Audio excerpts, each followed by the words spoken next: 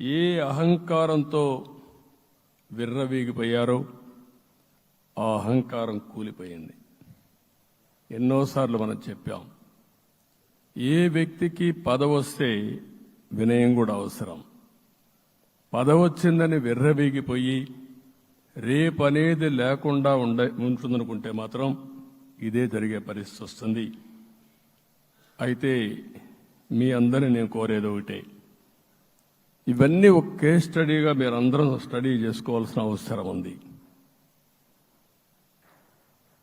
ప్రజలు బూతులు మాట్లాడే నేతల్ని, అరాచక శక్తుల్ని, అవినీతి పరుల్ని చూశారు.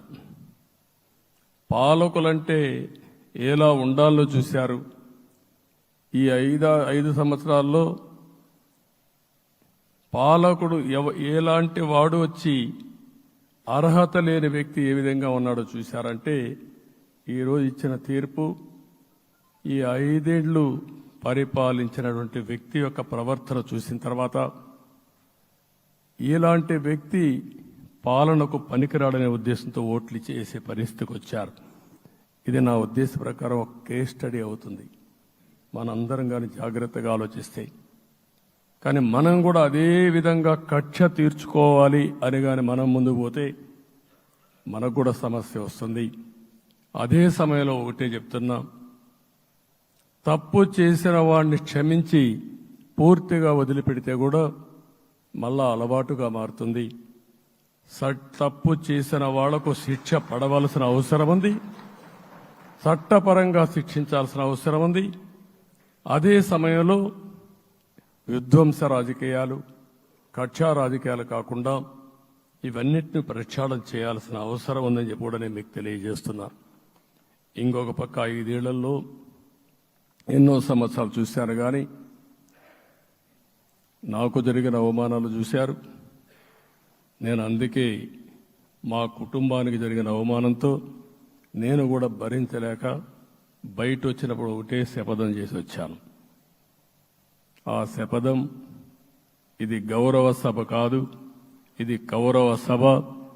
ప్రజాక్షేత్రంలో గెలిచి మళ్లీ ఈ సభను గౌరవ సభగా చేసి అడుగు పెడతానని చెప్పి శపథం చేసి బయట వచ్చాను.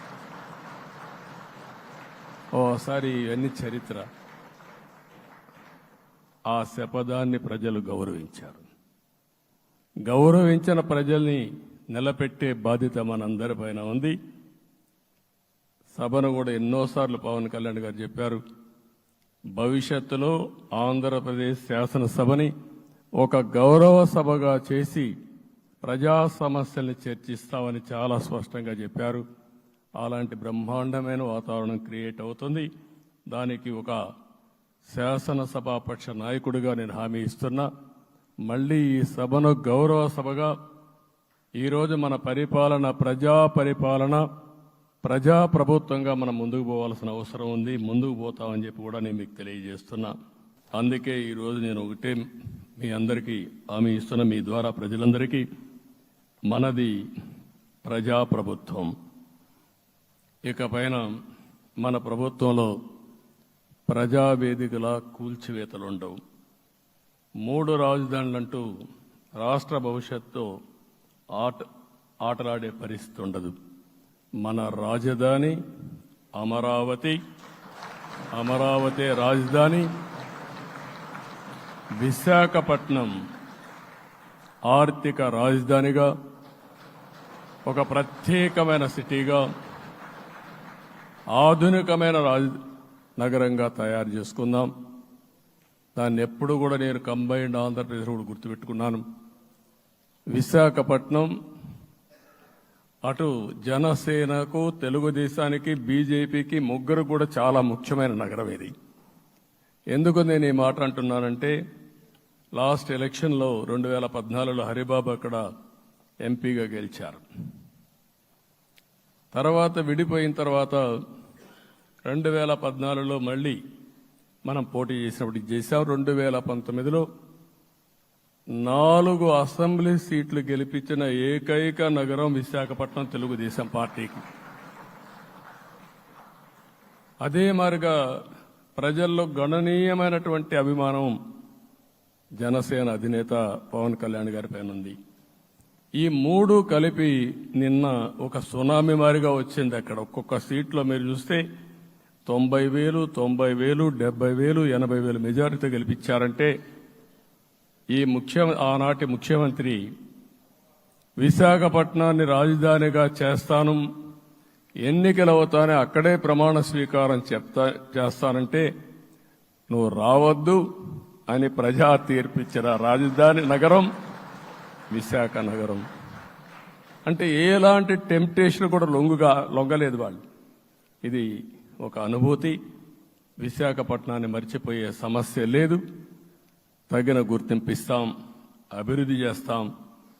ఇంకొక పక్క కర్నూలుని కూడా ఇదే మారిగా చెప్పి కర్నూలుని జ్యుడిషియల్ క్యాపిటల్గా చేస్తామని కడాన ఏమీ చేయకుండా వదిలిపెట్టినటువంటి వ్యక్తి. ఈరోజు మీరు ఒక్కసారి గుర్తుపెట్టుకోవాల్సింది, నేను చాలా ఎన్నికలు చూశాను కానీ రాయలసీమలో వన్ సైడ్ ఎన్నికలు జరిగాయి. బ్రహ్మాండంగా ఓట్లేశారు. ఓట్లేయడమే కాదు, ఊహించనటువంటి మెజార్టీస్ ఇచ్చారు. ఇది నేను కొంచెం భయపడ్డాను బిగినింగ్లో, కానీ ఊపు చూసిన తర్వాత మాత్రం అనిపించింది అందరూ ఎక్స్పెక్ట్ చేశారు రాయలసీమలో కొంచెం ఇబ్బంది ఉంటుందని. అలాంటి రాయలసీమ తిరుగుబాటు చేసే పరిస్థితికి వచ్చింది. దానికి కూడా మన అందరి మీద బాధ్యత ఉంది. కర్నూలుని అన్ని విధాలా అభివృద్ధి చేసే బాధ్యత Telugu Desam party, Janasena, BJP, NDA కూటమి తీసుకుంటామని కూడా హామీ ఇస్తున్నాను.